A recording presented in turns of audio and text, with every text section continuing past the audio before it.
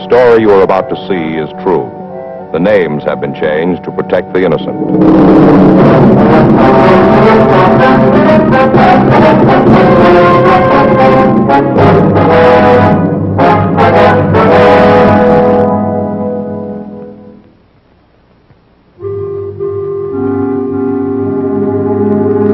This is the city. Los Angeles, California. I work here.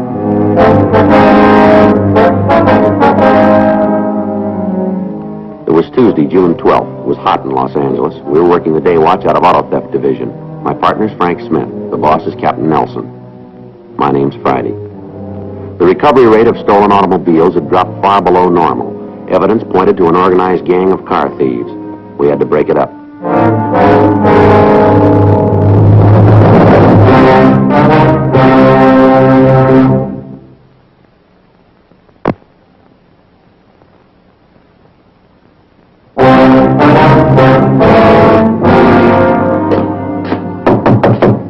Yeah, who is it? Joe Friday. You alone, Joe? Just my partner. Anybody else? No, just us. Get in, quick! Can't be too careful. Why? What's the matter? Landlady. Oh? Yeah, she saw me doing the washing. She said she'd throw me out of here if she ever caught me at it again. Oh. You know, a high-class apartment would have an automatic washer. But not this old bat. Sure. It's going out pretty good. You want to see me about something, Joe? Yeah, just a couple of questions. I'm not in the fire, am I? Not with us. You still working at the garage? Night shift. And checking at 4. This got something to do with my job? Oh, we figured maybe you could give us a hand. That's a switch. What are you looking for? A lot of cars going someplace lately. We're trying to find out where and who's driving them. Thought maybe you might have heard a rumble. You got anything? Wouldn't do any good if it goes outside. We won't open the door. There's supposed to be 3 people in on it. What do you know about them? 2 men and a woman. They say the 2 fellas are heavy. Any names? Nope, they're playing it close to the chest. Even the rumble's not solid. Uh-huh. A couple of days ago, I talked to a guy down at the garage. He was telling me about the operation, said it was big. Does he know the people? Well enough that he tried to get a piece of the action, but they're not cutting it up. Can we talk to this guy? I can't stop you, but I can't give you a hand either. What do you mean? Can't tell you where to find him. Does he come around the garage much? Once in a while, nothing regular. What's he do for a living? Drives, Oh? stock car races. Has he got a name? Everybody calls them tops, that's all I know about them. Did he give you any details on the operation? I didn't ask for them. I figure the less I know about deals like this, the less trouble I'll get into. Yeah. Any word on what they're doing with the cars? I didn't hear none. They turning up? No, not where we can find them. They're scoring pretty good, huh? Too good. What's the pattern? Well, the cars are taken in the early morning hours from in front of the owners' houses. Jumper wires? Probably. All late models. They don't touch anything that isn't fully equipped. Any special make? No. As long as the car has a radio and a heater, white sidewalls, they want it. Wonder where they're getting rid of them. You tell us. Out of the country, maybe. No, it doesn't figure, Whitey. We've had the border checked. San Diego's working on that. 2 of the jobs, we had the broadcast out within a half hour after the car was taken. Couldn't turn anything. They just seemed to disappear. Well, they must have a big parking lot. You said the 2 men were heavy, huh? That's right. How'd you come up with that? The guy who told me the story. This fella Tops? Yeah. When he asked for a piece of the action, the roof fell in. What do you mean? Guy got real rough. Said there wasn't going to be any split. Mm-hmm. Showed Tops the gun, said if anything about the operation got out, he'd use it. Did you get a description of these men? No. Does Tops fella tell you where they hang out? Uh-uh. Okay, Whitey. If you hear from them again, let us know, will you? Sure. Call you at the office? If you would. Wish I could give you more. I'll nose around, see what I can pick up. We appreciate that. Might have something for you the next couple of days. Well, if you do, it'll put you way ahead. Huh? We've been on it 2 weeks now. We got nothing.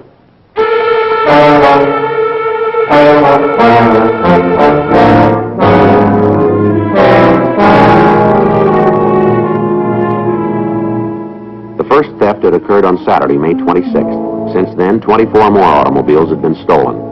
In each theft, the same M.O. occurred.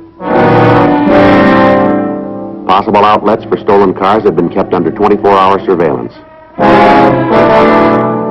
The stats office had made runs on each theft and the general M.O. When the list was returned to us and checked, we were no closer to the suspects. Frank and I ran the name and the description of the man known as Tops through the moniker file. There was no record on such a person. 2 more days passed. Another car was stolen. People in the vicinity were questioned without result. Saturday, June 16th. Auto theft, Smith. Yeah. Oh, yeah. Can you hold him there? We'll be right out.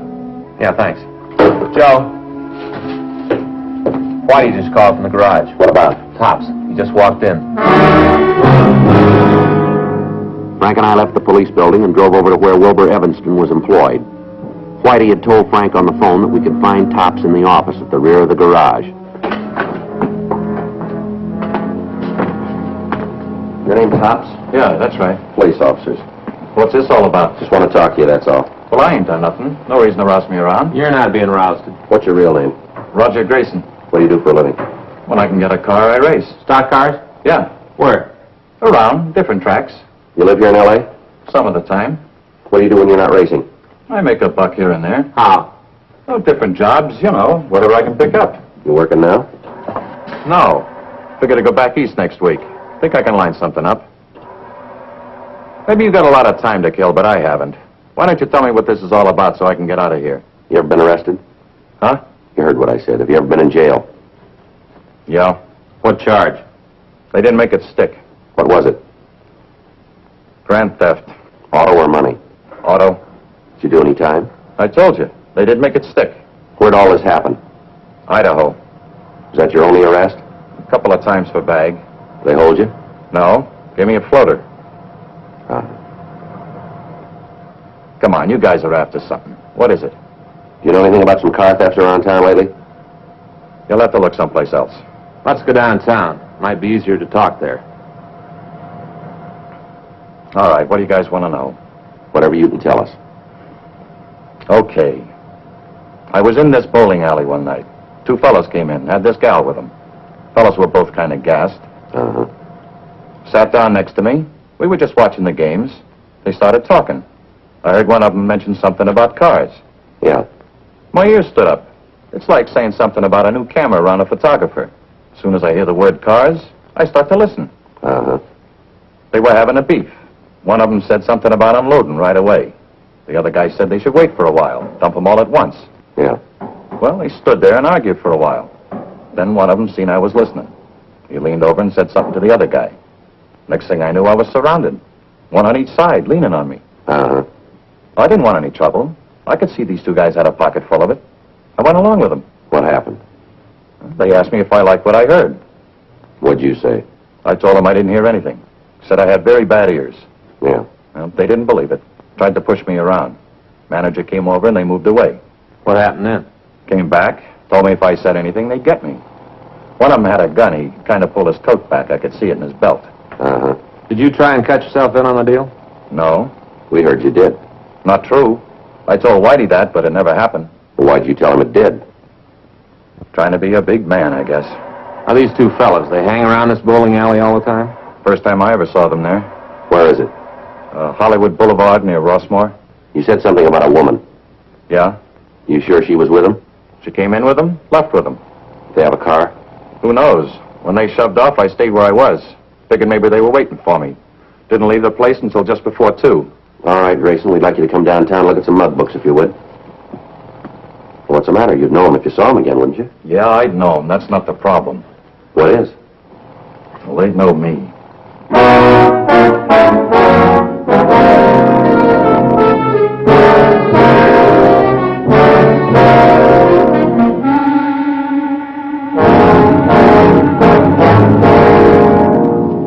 We took Roger Grayson down to the police building and had him check mug books. He was unable to identify the suspects. We ran his name through the record section and found that he'd had no arrests in the state of California. He was released. Local broadcasts and APBs were put out carrying the description of the suspects which Grayson had given us. Another week passed without result. Monday, June 25th, 2:31 p.m. Where do you live? Well, you should report to the Hollywood station. That's on Wilcox between Sunset and Santa Monica. 1358 North Wilcox. They'll be glad to take your report. Okay, thanks. What was that all about? Stolen bicycle. Kid left it in front of his house, came back, it was gone. Yeah. Yes, sir. I'd like to talk to someone about a car. Come right in. Thank you. Care to sit down? Yes, sir. Right here. This is Frank Smith. My name's Friday. How do you do? I'm Joel Pennant. All right, Mr. Pennant, what can we do for you? I think I bought a stolen car.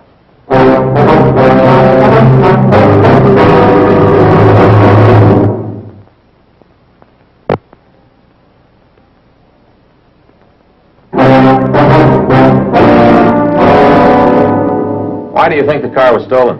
Well, there's something funny about it, the whole thing. Where's the car announcer? Outside, down the other street?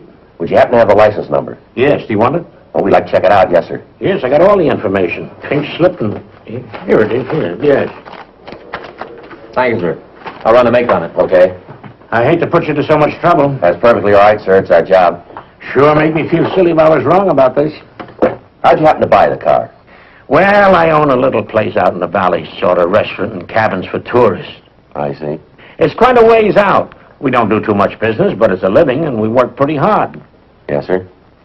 And this fella came in the day before yesterday. It was Saturday. And he sat down, had something to eat, and we started talking. Nothing important. Uh-huh. He said he was on his way back east looking for work. He had a lot of trouble, lost his job and all. Yeah. Well, he had this new car parked outside, and he wanted to know if I knew someone who would take it off his hands at a bargain. Uh-huh. He said he just bought it a couple of weeks ago and paid cash for it and owned it outright. And he felt kind of badly about having to take such a loss on it, but he didn't have dough enough to buy gas for it. I see. Well, I asked him how much he wanted for it, and he quoted me a price $200 under wholesale. Well, that looked like a pretty good deal to me, so I took him up on it. Just like that. No, sir, I was careful, but maybe I wasn't careful enough. A lot of other fellas come in and try to sell me things, and I learned the hard way. So I asked him if he had any proof to show me that he really owned the car. Did he have any proof? Yes. He showed me the pink slip and told me where he bought the car. Brompton Auto Service, out in Hollywood. Did you contact them? Yes, I put a call through right away. What'd they say? Well, I talked to a couple of secretaries before I got the sales manager. He checked his records and told me the car had been purchased there. He even gave me the man's name who bought it. Uh-huh. It seemed like the guy was a square shooter, pink slip, where he bought the car. Everything looked on the up and up. Yes, sir. So I turned a check over to him, and he gave me the car right away. I asked him if I could give him a lift someplace, and he said no, he was going to hitch a ride, and that he would cash the check Monday. That would be today. Yeah. So I went down to the bank to make a deposit before the check cleared. Yeah. It already had the check. The bank told me it was cashed the minute they opened the doors. And that got me worried, him being so anxious to get the money right away. How about it? It's stolen, all right. I had a feeling. I checked the reports in the M.O. Yeah. Sounds like the gang we're after. While the victim, Joel Pennant, looked through the mug books, Frank and I picked up the check the suspect had cashed. The name on the pink slip, Ralph Prescott, had been run through R&I. They had nothing on him. The check was sent to Larry Sloan in handwriting for analysis. There was no question that the pink slip was a phony. We checked the phone book for a listing on the Brompton Auto Service, but we found none. The victim had made a note of the phone number, and from it we were able to obtain the address where the telephone had been installed. It was a large office building on 7th Street. Frank and I talked to the superintendent, Mr. Tad J. Whitney. Al, this is where they were. Uh-huh. When did they move out, do you know? Well, sometime over the weekend. I'm not sure of the day. I'm off Saturday and Sunday. I see. How long they have the office? Couple of weeks. Said they wanted it for a month and paid it advance. Told me if things worked out, they'd take a lease. Yes, sir. Guess things didn't work out. Did they leave any forwarding address? No, not as far as I know. What can you tell us about them? Well, I talked to them a couple of times. They seemed nice enough. What kind of business were they in, did they say? Well, not in so many words. Said they were testing a new product and all their business would be on the phone. Did they pay for the office by check or cash? Cash. They use a name of any kind? I don't think I understand you. Well, did they call each other by name? Yeah, when they were looking the place over. Do you remember what names they used? Let me think a minute. Well, the way it comes to me now, one was called Wesley and the other was Ralph. No last names, though. No, I didn't hear him. What about the woman? Lerner. I remember that when they introduced her. Nicky Lerner. You haven't cleaned the office since they left. Well, no, we haven't gotten around to it yet. All right, fine. We'd like to have some men go over the place. Sure, I'll be glad to help any way I can. All right. Can you come downtown and look at some pictures for us? Of criminals? Well, of the possible suspects, yes. You mean to try to pick them out, huh? That's the idea. Well, will it take long? What I'm getting at is I don't have a car, and I usually take a bus home, and the buses don't run very often late in the evening. Well, we'll see that you get home, Mr. Whitney. Oh, no, I wouldn't want to put you to that trouble. It's pretty far out. No trouble at all. No, I'd rather you take me where I can get a bus. Whatever you say. Otherwise, I don't know what Emma would think. Might scare her half to death. How's that? If I was to come home in a police car.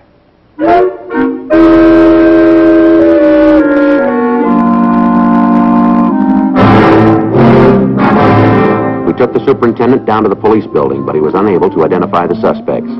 The crime lab crew went over the office, but they failed to find any physical evidence. Another week passed.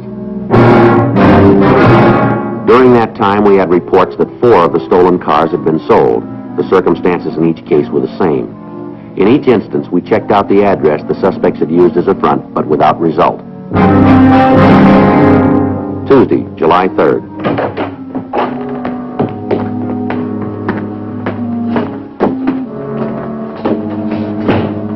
What are you doing tomorrow? What? 4th of July. Oh, that's right. We're having a picnic as soon as I get home from work. Well, it'll be a little late to start out, won't it? We're not going anyplace. I thought you said you were having a picnic. We eat in the backyard. Oh. Every year since I can remember, we've had a 4th of July picnic. As soon as it gets dark, we shoot off fireworks. Fountains and sparklers and stuff. You and I'll set them off. Well, that'll be nice. Safer for the kids that way. Oh, it's Friday. Yeah? Uh-huh.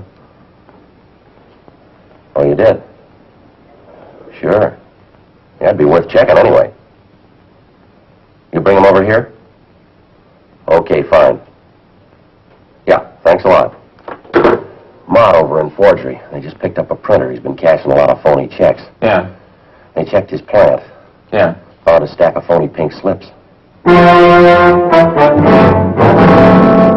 Sergeant Hal Mott brought the suspect in. He told us that the man's name was Harry Larwell and that he'd been arrested on suspicion of forgery. When Mott and his partner searched the man's home, they'd found a printing press which the suspect had used for printing fraudulent checks. Frank and I took the suspect to an interrogation room. Under questioning, he admitted the check forgeries, but he denied any knowledge of the automobile registration slips. You printed them, didn't you, Larwell? Well, Well, did you or didn't you? I guess so. Don't you know? Yeah, I printed them. Who for? Nobody. Oh, come off it, Larwell. Honest, I just did it for kicks, for practice. Uh-huh. You think that story will hold up in court? Well, that's the truth. Sure it is. Look, I copped out to the forgery rap. What more do you We want? want to know about those pink slips. I told you I was just working out. For practice. That's right. How many forgery counts they got you on? I don't know for sure. Take a stab at it. 10 or 12, I guess. You know how much that'll add up to? Not for certain. You can do 1 to 14 on each count. I'm still young. They can make them run consecutively. Now, come on, Larwell. Why'd you print the slips? Well, suppose I tell you, then what? That's not up to us. The judge will find out, won't he? We'll put it down that way. Well, a couple of guys I know. I did it for them. What guys? Wes and Ralph. Go on. It was their idea. They offered me a deal. $1,000 for 100 slips. Well, I needed the money. Yeah. After I made them up, Ralph said they only wanted 45 of them. We got into a beef about it. He won. What do you mean? I gave him 45 pinks. He gave me $500. You know where these fellas live? I couldn't pin it down to a street and number. You've got an idea. Apartment someplace out in Hollywood. The girl lived there, too? You mean Nikki? That's right. Sure. She's Ralph's wife. Must be with him. When'd you see him last? Yesterday. What about? Ralph called me on the phone. Wanted to set up a meeting. Uh-huh. We had a cup of coffee together. All 3 of you. Just Ralph and Wes. What'd they want? The rest of the pink slips.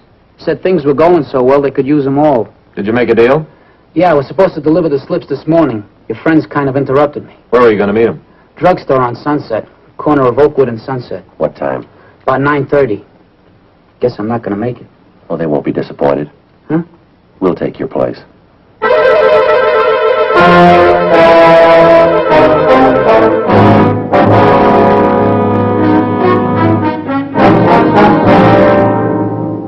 The 3 suspects were taken into custody. While other teams of detectives questioned the two men, Frank and I interrogated the Prescott woman.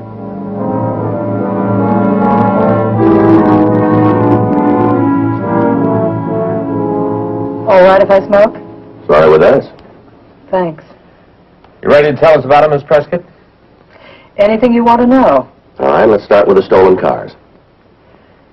I'm afraid I'm going to need an ashtray. Right in front of you. The police think of everything, don't they? We try. Now about the cars. Is that what Ralph's been up to? It wouldn't surprise me. I'll bet it wouldn't. I never really trusted him, Wes either, for that matter. Mm-hmm. Of course, they never told me a thing about it. Oh, sure.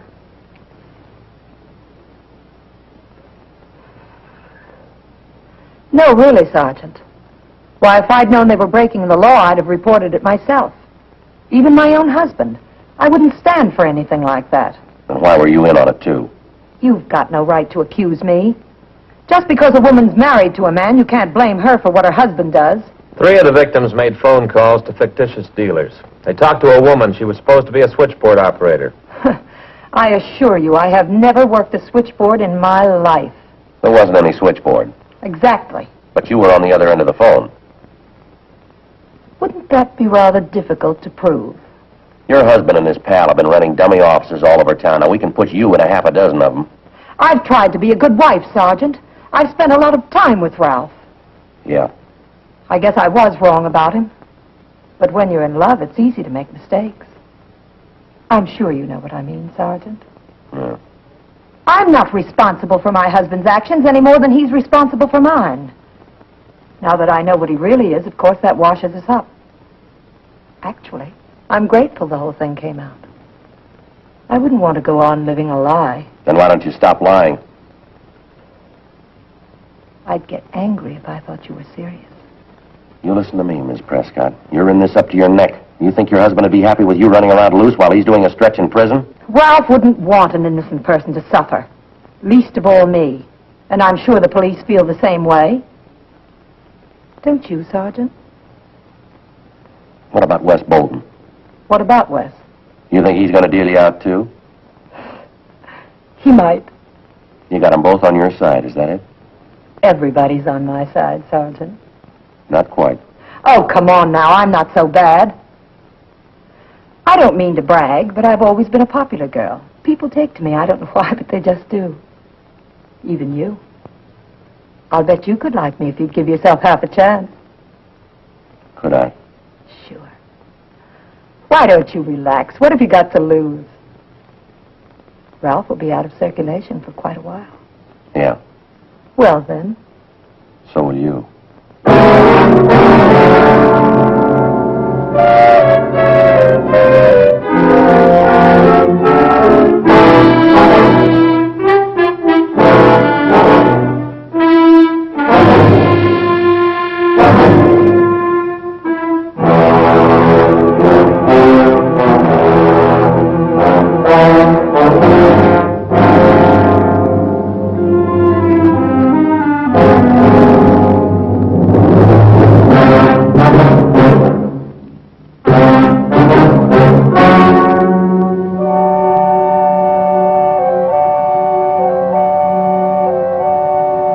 On November 9th, trial was held in Department 97, Superior Court of the State of California, in and for the County of Los Angeles.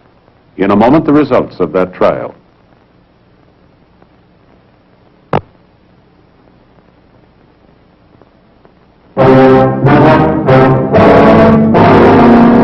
The suspects were tried and convicted of grand theft auto, 5 counts. Grand theft auto is punishable by imprisonment for a period of from 1 to 10 years in the state penitentiary.